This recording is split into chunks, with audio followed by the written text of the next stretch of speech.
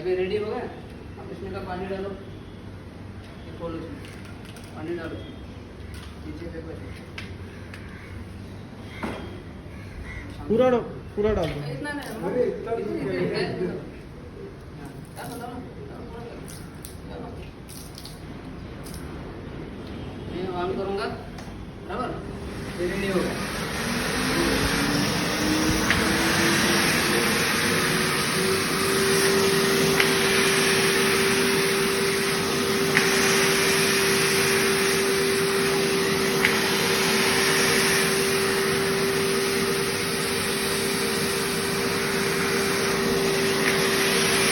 Full speed करो, full speed.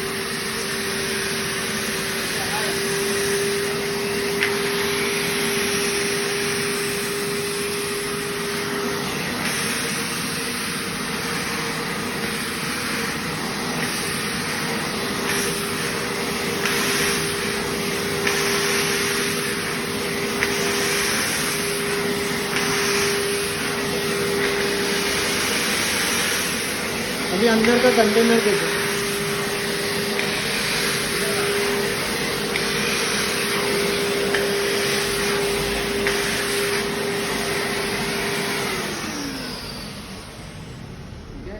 मतलब आपका टाइल्स भी क्लीन होगा। अंदर का कंटेनर देखो। अभी जो में भरा हुआ है, तो आपको देखना है कि ये पानी आपको चाहिए, ये पानी इधर आके जमा होगा, ठीक है। ये उठा के आप इधर को फेंक सकते पानी, इधर फेंको इसको, समझ में? ऐसा पानी डालो